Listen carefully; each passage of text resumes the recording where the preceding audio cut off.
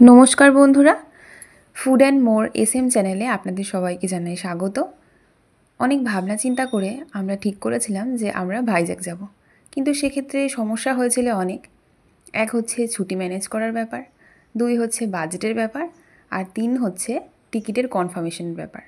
তো যাই হোক, শেষমেশ ট্রেন ছাড়ার 4 ঘন্টা আগে আমাদের টিকিটটি কনফার্ম হয়ে যায় এবং আমাদের ভাইজ্যাক যাওয়া হয়ে ওঠে।